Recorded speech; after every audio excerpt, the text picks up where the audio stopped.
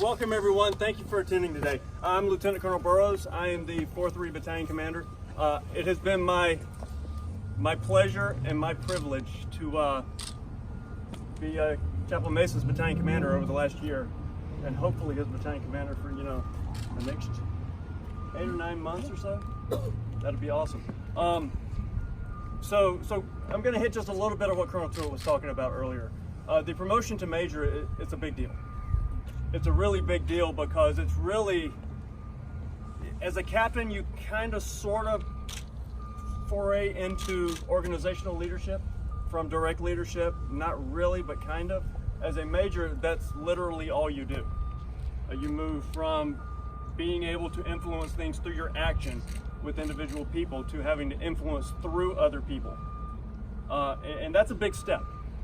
That is a huge step. It's a much larger step than people believe. Because it takes a very unique set of skills in order to do that, in order to get people to do what you want them to do, and not through your direct action alone.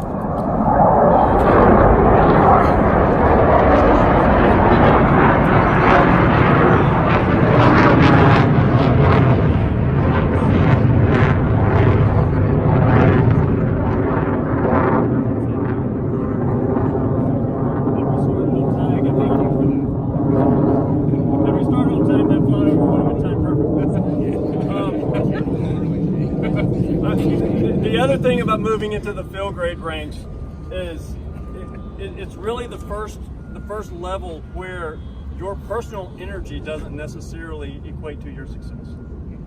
There's got to be something there, and that's why there's a board for it. That's why there's a centralized selection, and why the cut to major is relatively low, meaning not a lot of people make field grade. Not that but all of this, that's why it's not surprising that Joe was selected for major. Not surprising at all. Because Joe is one of those unique souls in the Army. He's a chaplain, and he's very good at that. He's also an exceptional staff officer. It doesn't matter what, yeah, I said that. Write that down. Last time I'll say it. Okay. But it doesn't matter what we ask him to do, he does well. More importantly, he doesn't wait for me or for the XO or for anybody else to tell him what to do, because he innately knows where he needs to engage in order to make the battalion better.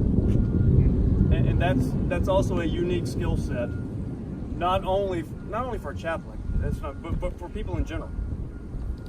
Field grade officers who do great learn to anticipate where friction is going to arise, and what information they need to provide decision makers or provide the organization in order to deal with that friction ahead of it becoming a problem.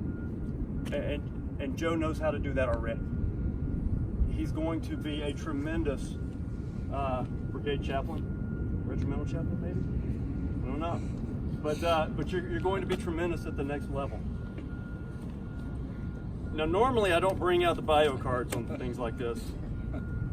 But I had to bring this one out because of some of the comments he made on it. So I've talked about being a field grade. I've talked a little bit about Joe Mason being a field grade. Now let's talk about Joe Mason being a person. We're gonna do this. Not good. Okay. Not good. So once again, thank you so much to his family. He's family first. Absolutely. You have a 1, 2, 3, 4 children. Wife, 4 children. They're all here. They're all right over here. Make sure you get to meet them. They're an exceptional group, and you can see from the turnout that he's very well liked. He's apparently, we don't keep him busy enough because he's working on his Doctor of Ministry degree while simultaneously being a battalion chaplain. What's the acronym for that? D-Man. D-Man. He's working on his D-Man. But what did I write on that one? But that's good. Long-term goals: mentor the next generation of chaplains. Good. We can see you doing that. Facts and hobbies: keeping track of his kids. I'll buy them for $1. Significant contributions at TOG. Good question. Literally, he wrote that down. Good question.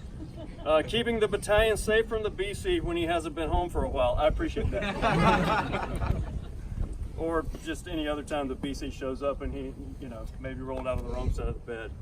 Helping the battalion staff manage the constant flow of new XOs, or XOs in absentia. Yes. Okay, so for that joke, we've had like 4. I don't know. If you've been an XO in 4-3, raise your hand. I'm sure there's a couple of them out here. There's a couple of them over there. And that's in the last year. And our current XO is unfortunately not here because he had a combatives accident with one of our other officers, and it was a knee thing, and so the chaplain's filling in. And then providing levity during brutal meetings. I'm going to say that those meetings are all up at the regiment, not necessarily at the battalion. Yeah, not at all. But he's absolutely an outstanding individual. That's the so point.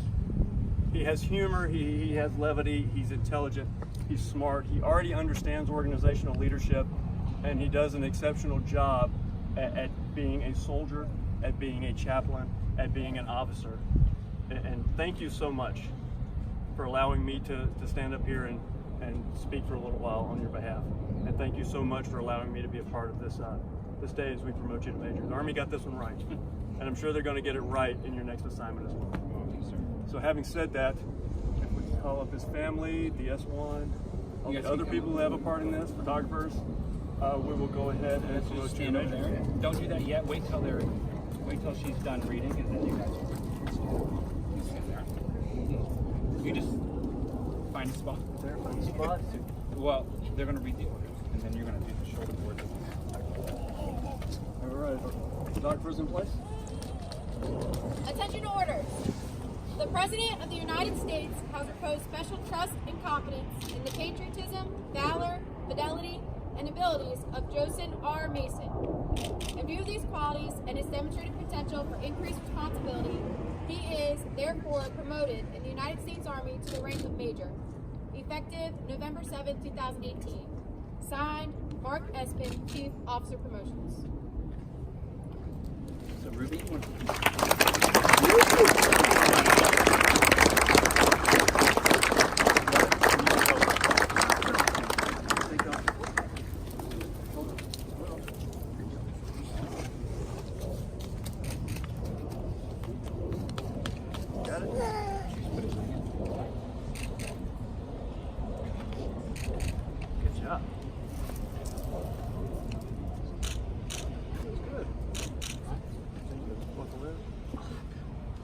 get a broken driller to do that. Did you say broken driller? Did you really just say that? All right, hat. Oh, all right. Switch hats, buddy? Yeah.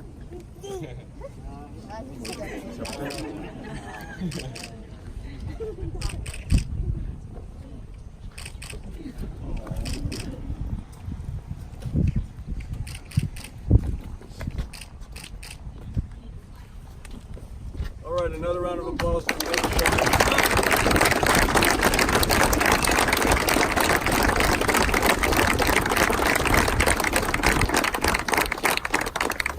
Okay, so one other thing we do in the Army, when we accept a commission in the Army, we take an oath, and we don't take an oath to a person or a leader or anything like that. We take an oath to an idea. So something else we like to do when we promote somebody to a new rank is reaffirm our oath, reaffirm the oath we took when we were commissioned. So if you'll humor me for a minute, we would like to do that with Major Mason, and then I'll turn the floor over to him so he can say a few words. Raise your right hand. I state your name. I, Joseph Robert Mason, Having been appointed an officer in the Army of the United States the Army of the United States in the grade of Major, in the grade of Major, do solemnly swear that I will support and defend the Constitution of the United States Constitution of the United States against all enemies, foreign and domestic. That I will bear true faith and allegiance to the same. That I take this obligation freely without any mental reservation or purpose of evasion. And that I will well and faithfully discharge the duties of the office upon which I am about to enter. So help me God. So help me God.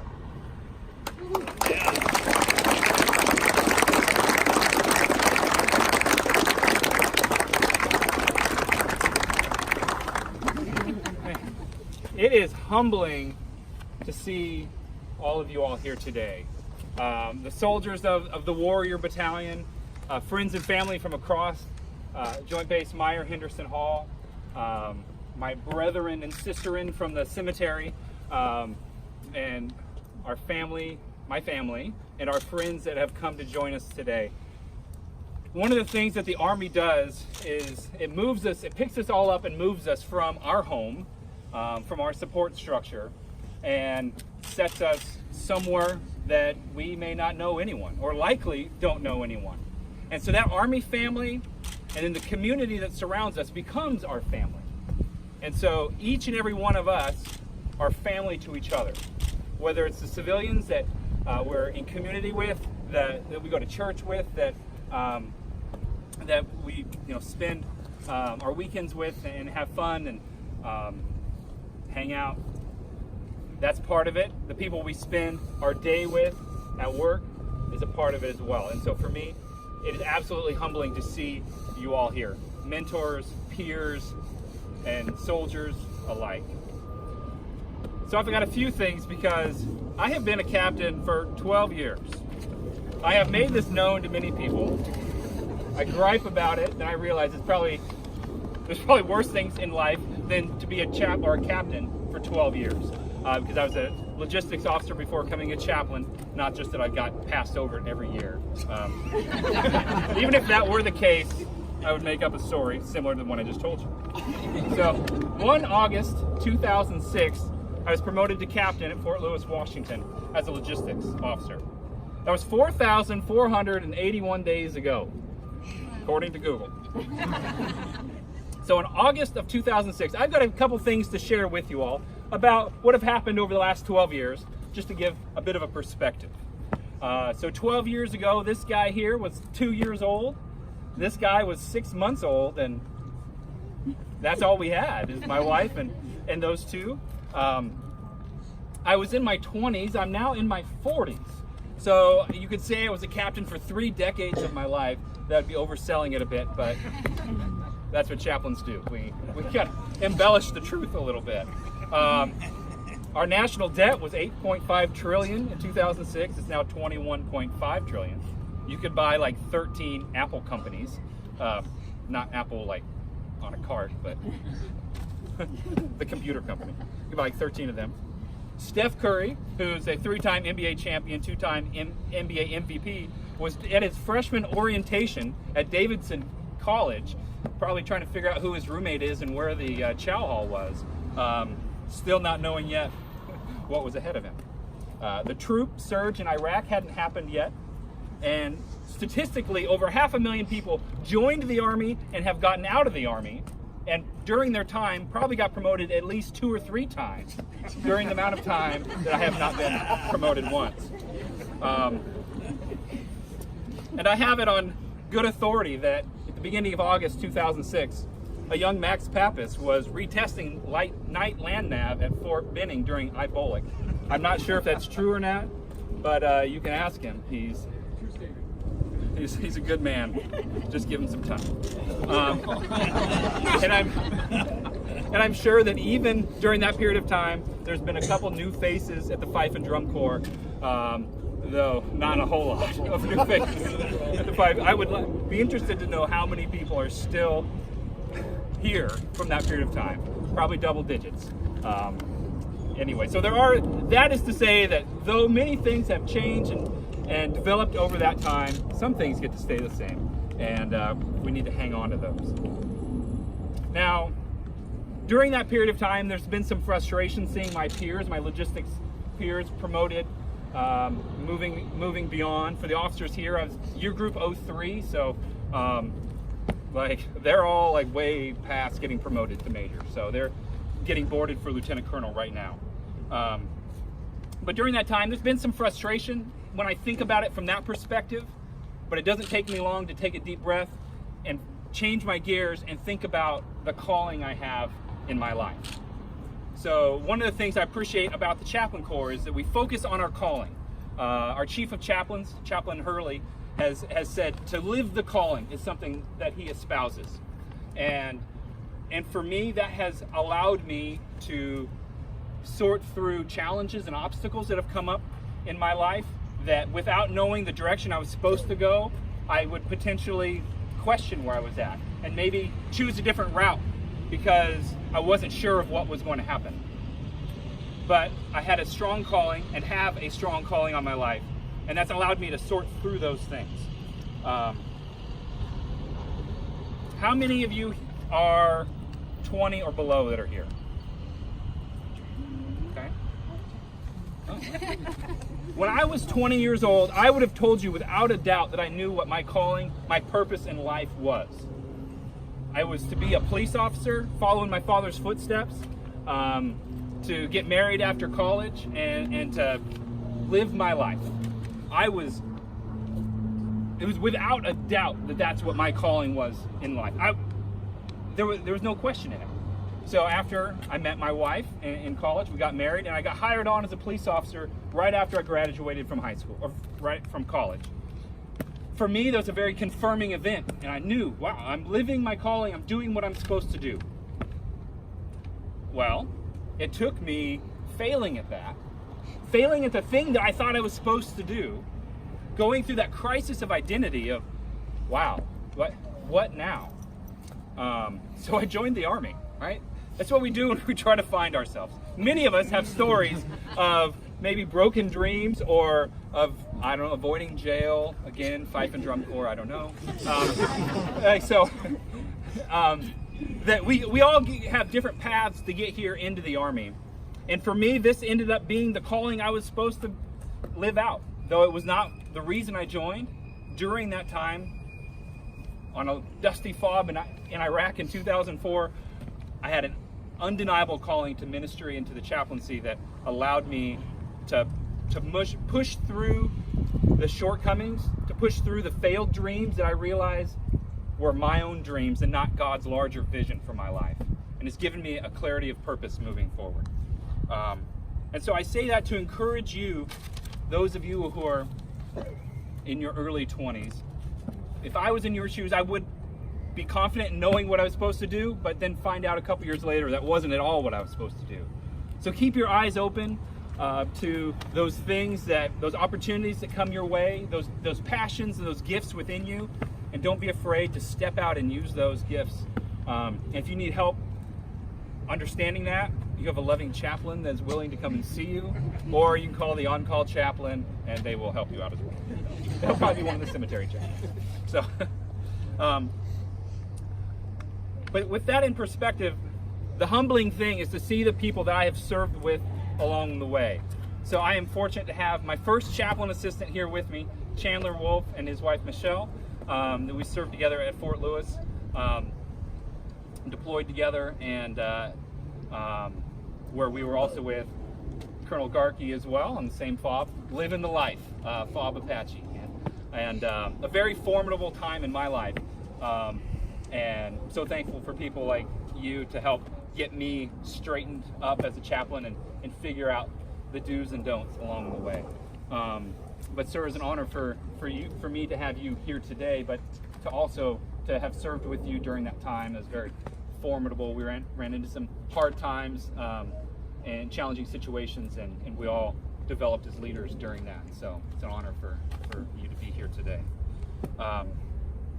And for Colonel Tewitt, thank you for your remarks at the beginning and your wisdom. It's an honor to serve with you, for you here in this regiment. I was telling Colonel Burrows the other day that I had not, as a chaplain, wrote out the timeline in a unit with a commander before. I always came midstream. We always offset a little bit. And so he and I came in within the same month, and we'll continue our time here together. And what a gift that is, to be able to be with the same leader, to be able to, because for a chaplain, our influence comes from that personal relationship. And the more you know somebody, the more that you're able to have a voice with them. And sir, I appreciate you allowing me to have a voice with you, to bring up issues that need command oversight. You here have made soldiers' lives better through some of the decisions you've made, some of the challenges that you've tackled that you didn't need to tackle, and I appreciate that. I must appreciate I've been told I have to appreciate the Iron Majors that I've served for as XOs, and I'm so thankful that you all, Major Pappas and Major G over there, and the slew of XOs that I have served for. Thank you for giving me the freedom to run and do my thing, mainly because you didn't know what I did anyway. And so thanks for not trying to impose. Well, okay, so Max, you definitely attempted to impose, and had printed out a section from AR 165-1 to look at to see if he can, what projects he could assign me and which ones he could not. Arms room officer, that was cute. But thank you for your guidance and just trust in me to do my thing. Major Hamp is over there. Sir, great to work with you and continue to work with you as well. Major Walther, you're here on the camera. You're at home after a run-in with a ceremonial ogre. I hope you continue to heal well, and thank you for everything. He made me give him a shout out, so I did. Chaplain Gary, I know you're here. Thank you so much for running the spiritual show for the regiment, and I continue to look forward to working with you over the rest of this year. And some of the chaplains that I'm so thankful to have worked with are here. One of the most special times in my life was working in the cemetery, and to have the cemetery chaplains here today is a great fraternity to be a part of, and what you all do on a daily basis, what I was blessed to have been able to do, is an honorable mission, and thank you for your friendship and support along the way. And I know there's a couple senior chaplains here. Chaplain Jones, if he's still here, thank you for running the show on the installation, giving us guidance from above, and for your wisdom and mentorship along the way. Chaplain Maker, you're amazing. I will introduce you in a minute. Thank you for being here.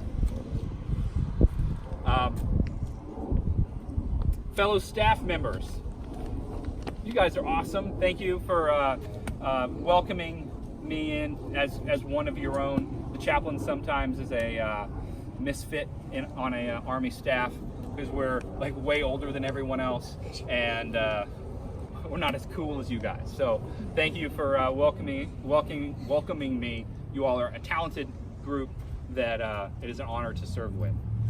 To the command teams within the battalion, thank you guys for filling up my Strong Bonds events and taking care of your soldiers, allowing me to come to you when there's soldier issues, and listening to what I have to say before doing or not doing that thing that I'm recommending you do.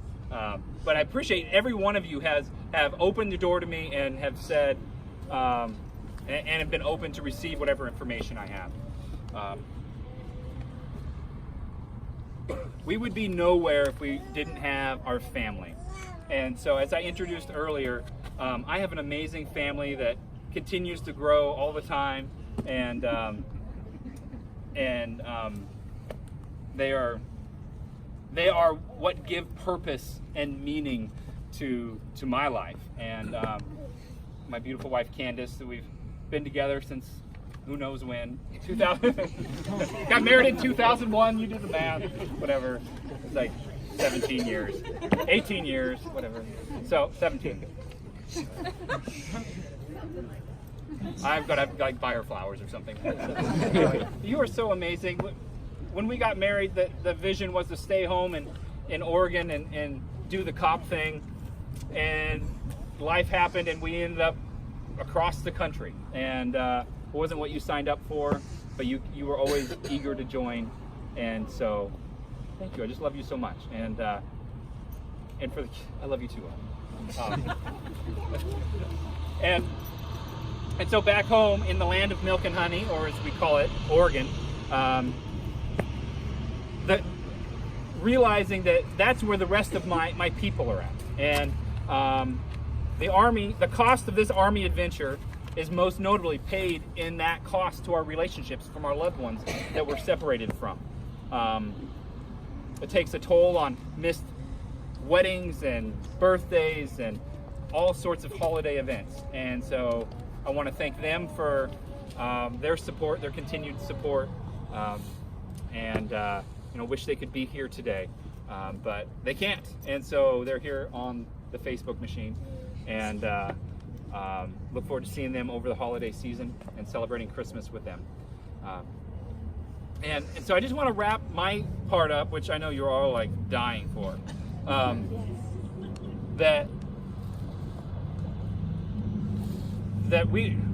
Who we are is that combination of all the people we interact with.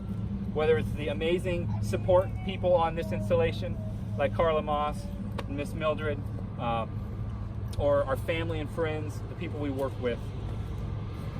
But my final remark is that God doesn't want to keep his greater purpose for our lives a secret. Sometimes it may feel that way, but he doesn't want to keep it a secret. And so I encourage all of you to continue to seek that direction that he has for you in your life, to have that clarity of purpose, to know what you're called to do, where you're called to go, so that as you face trials, you can face them with confidence. And so at this point, I want to pass the mic over to Chaplain Karen Meeker, who is an amazing friend and mentor of mine, who is my accessions officer that is the Army's, she's the Army's fault as to why I'm a chaplain today, I guess. And but thank you so much for being here. An amazing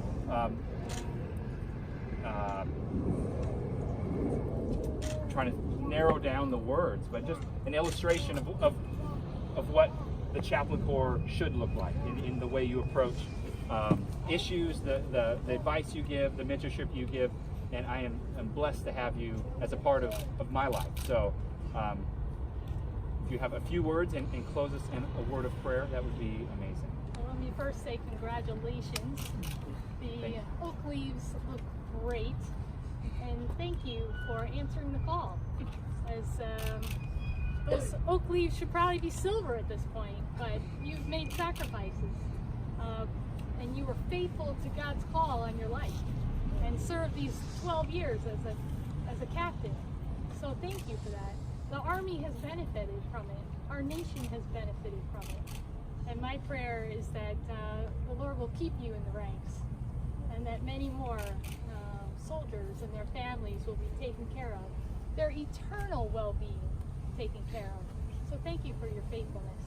And just want to praise a blessing on this occasion, and thank God for his many, many blessings in our lives. Right now, working at the Office of Chief of Chaplains in recruiting, and a lot of people say, well, what's a chaplain look like? What kind of chaplain do you want? And I said, this is it right here. Chaplain Joe Mason is the epitome of what an Army chaplain is. First, he loves the Lord. He's faithful to what God has called him to serve in the sacred cloth of the United States Army, to be a chaplain, and to take care of soldiers and their families. He's a man of character. He's a family man, devoted to the vows that he's made. And all of those things make him a stellar chaplain. So I thank God for your 12 years and the time you've spent so far as a chaplain. And I pray there'll be many more. And we'll pick up the pace on these promotions. What do you say? Let's pray. Gracious God, thank you for this gorgeous morning, for this wonderful occasion. God, so many blessings in our lives, and we have so much to thank you for. Now, God, as your faithful servant has answered the call to serve and sacrifice, may you continue to shine your light of favor on him. If it be your will, and I pray it is, may there be many more ceremonies like this in his future. May he always stand tall and true for you, extending the virtuous life of his Savior. And may all of us who are yet alive so honor you in the same way, O God, with the same devotion as this man and his family. I pray in your holy name. Amen. Amen. All right, so the important information here. Memorial Chapel, which is that way, has a whole bunch of Rockland's barbecue waiting to be eaten. So at this time, I encourage those who are able, please go and enjoy some food and fellowship, and I'll see you all over there in a few minutes. Thank you.